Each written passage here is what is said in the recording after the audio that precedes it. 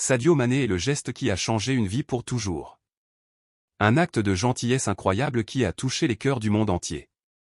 Restez avec nous pendant que nous vous accompagnons à travers une histoire profondément émouvante, qui atteindra son apogée la plus émouvante sous vos yeux. Et si vous aimez des histoires comme celle-ci, n'oubliez pas de vous abonner pour en savoir plus.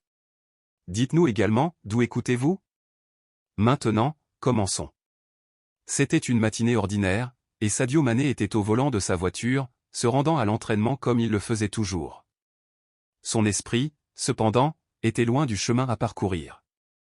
Il était concentré sur le prochain match de qualification pour la Coupe du Monde, le Sénégal contre l'Égypte, un match décisif qui pourrait façonner l'avenir de son pays sur la scène mondiale. Le poids de l'attente pesait lourdement sur ses épaules, ses pensées s'emballant alors qu'il naviguait dans les rues familières. Le bourdonnement du moteur et le glissement rythmé des pneus sur l'asphalte remplissaient l'air calme du matin. Mais bientôt, quelque chose d'inhabituel attira son attention. La route devant était bloquée. Les travaux de construction avaient contraint la circulation dans un goulot d'étranglement inhabituel, obligeant les conducteurs à rechercher des itinéraires alternatifs. Sadio a fait un détour, dirigeant sa voiture vers un chemin plus rural, loin de l'agitation de la ville. Le paysage autour de lui a changé, les grands immeubles ont cédé la place à des maisons modestes et altérées. En passant, il ne pouvait s'empêcher de penser à sa propre enfance, aux rues poussiéreuses où il jouait autrefois avec rien d'autre qu'un ballon et un rêve. Il se souvenait des luttes, de la faim, de la détermination de faire un jour quelque chose de lui-même. Et puis, quelque chose sur le bord de la route l'a fait ralentir. Une femme âgée marchait le long de la route, ramassant des canettes et des bouteilles jetées. Sa silhouette frêle était courbée par des années d'épreuves, son visage était gravé des lignes d'une vie remplie de luttes. Mais ce n'est pas seulement son état qui a fait arrêter Sadio, c'est la familiarité dans ses yeux. Il freina brusquement. Son cœur battait à tout rompre. Il connaissait cette femme. Elle n'était ni une étrangère, ni une passante ordinaire.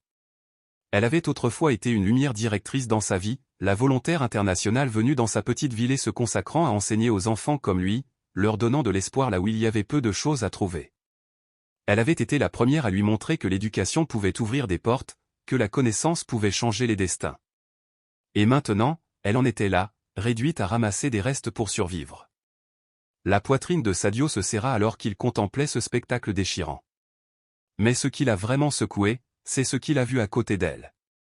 Une poussette pour bébé. À l'intérieur, un petit enfant dormait, enveloppé dans de fines couvertures en lambeaux, symbole d'incertitude, d'un avenir qui semblait déjà voué à des épreuves. Sadio expira lentement, son esprit se souvenant du passé, des innombrables moments où cette femme s'était tenue devant une salle de classe, inspirant les enfants à croire en eux-mêmes. Elle avait tellement donné. Et pourtant, elle était là, abandonnée par le destin, luttant juste pour survivre une autre journée. Il ne pouvait pas simplement partir. Avec une profonde inspiration, il ouvrit la portière de la voiture et sortit. Ses pas résonnaient dans la rue calme et poussiéreuse alors qu'il s'approchait d'elle. La femme, sentant un mouvement, tourna la tête. Ses yeux fatigués s'écarquillèrent légèrement alors que la reconnaissance apparut sur son visage. Un petit sourire humble se dessina sur ses lèvres. « Sadio » murmura-t-elle, comme si elle avait du mal à y croire. Même dans son état d'épuisement, il y avait encore de la chaleur dans son regard. Une étincelle de fierté. Mais en dessous, quelque chose d'autre persistait, quelque chose de non dit, un appel silencieux à l'aide. La voix de Sadio était douce mais ferme. « Maître, que s'est-il passé? Qui est cet enfant ?» La femme hésita. Elle prit une profonde inspiration, comme si elle rassemblait la force de dire ce qu'elle avait gardé en réserve pendant si longtemps. « Ma santé ?» dit-elle finalement, la voix tremblante. « Ça n'a pas été bon. J'ai lutté contre une maladie qui m'a épuisé, m'enlevant lentement ma force, mon énergie. Chaque jour, je me sens plus faible que le précédent. Les médecins, ils ont dit qu'ils ne pouvaient pas faire grand-chose. Que cela ne ferait qu'empirer. » Elle fit une pause, baissant les yeux comme si le poids de ses mots était trop lourd à supporter. C'était le pire jour de ma vie, entendre ces mots. Mais j'ai essayé de continuer. Je me suis dit que je devais être fort. Mais la vérité est que, certains jours, je ne sais pas si j'y arriverai. Sadio écoutait, le cœur brisé en voyant la femme qui avait été si pleine de vie lutter maintenant pour se maintenir. J'ai essayé de trouver un moyen de survivre, a-t-elle poursuivi, sa voix à peine au-dessus d'un murmure. J'ai vendu tout ce que j'avais, le peu qui m'appartenait. Mes biens, mes trésors, les choses pour lesquelles j'ai travaillé si dur. Même ma maison. Je pensais que peut-être, juste peut-être, ce serait suffisant. Mais ce n'était pas le cas. Ses yeux se remplirent de larmes alors qu'elle regardait l'enfant endormi dans la poussette. L'argent s'est épuisé plus vite que je ne l'aurais imaginé. Les médicaments coûtent cher. Et les choix, ils deviennent de moins en moins nombreux. Sadio déglutit difficilement, les poings serrés sur les côtés. Il en avait assez entendu. La femme qui lui avait tant donné se retrouvait désormais sans rien. Et il savait, à ce moment-là, qu'il ne pouvait pas s'en aller.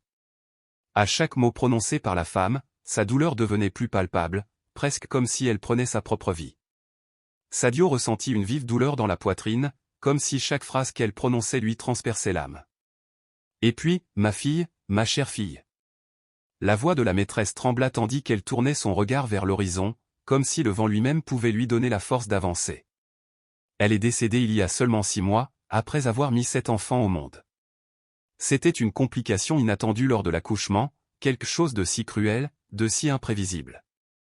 Quand j'ai appris pour la première fois qu'elle avait accouché, j'ai été submergé de joie. Je croyais vraiment que ma fille embrasserait enfin la vie dont elle avait toujours rêvé. Je l'imaginais tenir son bébé dans ses bras, le regarder grandir, le couvrir de l'amour que seule une mère peut lui donner. Elle déglutit difficilement, ses mains agrippant le tissu de sa robe comme si s'accrocher à quelque chose de solide pouvait l'empêcher de s'effondrer.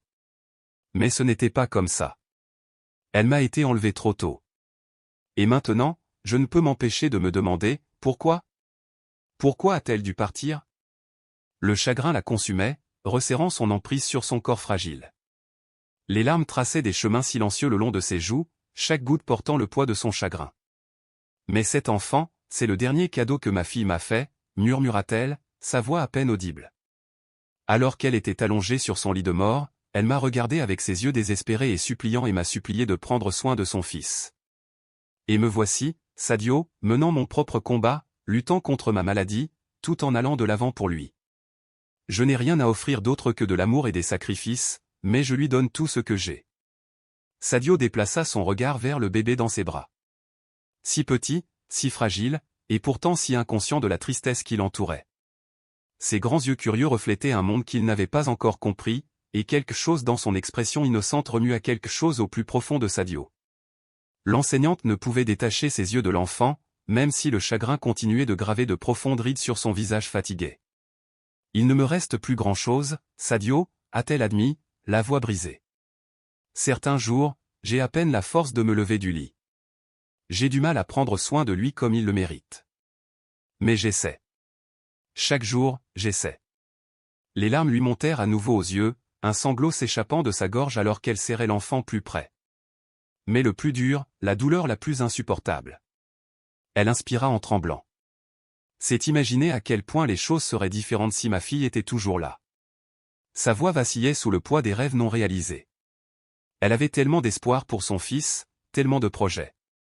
Et maintenant, tout cela est tombé entre mes mains. Je fais de mon mieux, mais je suis seul. Son père l'a abandonné et la famille de son père a même refusé de reconnaître son existence. Il est resté avec moi, et même si mes forces faibliront, je ne veux pas le laisser partir. Il est tout ce qu'il me reste de ma fille. Elle expira lourdement, son corps s'affaissant sous le fardeau qu'elle portait. Donc c'est juste nous maintenant. Juste lui et moi. Sadio Mané s'accroupit à côté d'elle, le cœur gonflé d'émotion. Il n'a rien dit au début, aucun mot ne pouvait apaiser sa douleur, mais à ce moment-là, il a compris. Il a compris ce qu'il devait faire. La vie lui avait beaucoup apporté, mais elle lui avait aussi révélé la véritable profondeur de l'amour d'une mère, de l'amour d'une grand-mère. Même dans les moments les plus sombres, même face à des obstacles impossibles, cette femme avait refusé de se rendre. Elle s'était battue, non pas pour elle-même, mais pour l'enfant laissé à sa garde. Doucement, Sadio lui tendit la main, son contact léger mais rempli de calme et de réconfort. « Vous n'êtes pas seul, professeur, dit-il d'une voix ferme mais débordante d'empathie. Tu n'es pas seul. » Une nouvelle détermination illumina ses yeux, et lorsqu'il reprit la parole, ses paroles portaient le poids d'une promesse inébranlable. Il mérite mieux. Le professeur cligna des yeux, surpris par la certitude de sa voix. Elle avait passé si longtemps à croire qu'elle n'avait plus personne vers qui se tourner. Mais Sadio? Je ne sais pas si je peux accepter ça. Je n'ai rien à donner en retour. La seule chose que tu dois me donner, c'est ta confiance, lui assura Sadio, ses doigts effleurant doucement la petite main du bébé. Ce que je peux faire pour toi n'est rien comparé à ce que tu as fait pour tant d'enfants, moi y compris. Son aide allait au-delà du simple soutien financier, c'était une bouée de sauvetage qui a ravivé son espoir. La femme âgée regarda Sadio avec un mélange d'incrédulité et de gratitude immense. Les larmes lui montèrent aux yeux, mais son cœur se gonfla d'une émotion qu'elle n'avait pas ressentie depuis des années. La gentillesse de Sadio n'a pas seulement changé sa situation, cela a rallumé en elle une lumière qui avait été éteinte depuis longtemps. Elle avait du mal à trouver les mots justes pour exprimer son appréciation, mais elle savait que les mots seuls ne suffiraient jamais. Ce que je fais, professeur, n'est rien comparé à tout ce que vous avez fait pour moi et pour tant d'autres. Vous m'avez montré ce que signifie donner sans rien attendre en retour, se battre pour ceux qui sont dans le besoin. C'est ma façon de vous remercier pour tout ce que vous m'avez donné. Sans hésitation, Sadio se pencha en avant, ses bras berçant le bébé avec une douce tendresse. En tenant le petit enfant dans ses bras, c'était comme s'il embrassait l'avenir de tous ceux qui avaient encore besoin de gentillesse et de soutien. Submergée par l'émotion, Esperanza a agi de manière impulsive. Elle tendit la main et l'embrassa, son étreinte remplie de gratitude tacite et de profond respect. À ce moment-là, Sadio déposa doucement un baiser sur le front de la vieille femme, une promesse tacite de compassion, un vœu silencieux qu'il n'avait pas l'intention de rompre. « Je vous le promets, professeur, dit-il d'une voix ferme mais tendre. Tant que je vivrai, j'aiderai ceux qui en ont le plus besoin. Vous n'êtes pas seul et vous ne le serez jamais. C'est mon vœu, pas seulement envers vous, mais envers cet enfant et envers tous ceux qui sont dans le besoin. » Avec ces paroles sincères, Sadio a décidé de transformer sa promesse en action. La première étape consistait à garantir que la femme âgée reçoive des soins médicaux immédiats. Il a contacté des médecins expérimentés, a organisé les examens médicaux nécessaires et a personnellement pris en charge les coûts de ses traitements et de ses médicaments. La maladie qui l'affligeait depuis si longtemps a commencé à s'atténuer et, pour la première fois depuis des années, elle s'est sentie vraiment prise en charge, vue, valorisée et plus seule. Mais la générosité de Sadio ne s'arrête pas là. Il a reconnu que la véritable sécurité allait au-delà du traitement médical. Il veillait à ce que leur maison soit toujours approvisionnée en nourriture, éliminant ainsi le souci constant de la faim et de l'instabilité financière. Il voulait qu'ils vivent sans peur, sans l'angoisse de ne pas savoir de quoi demain serait fait.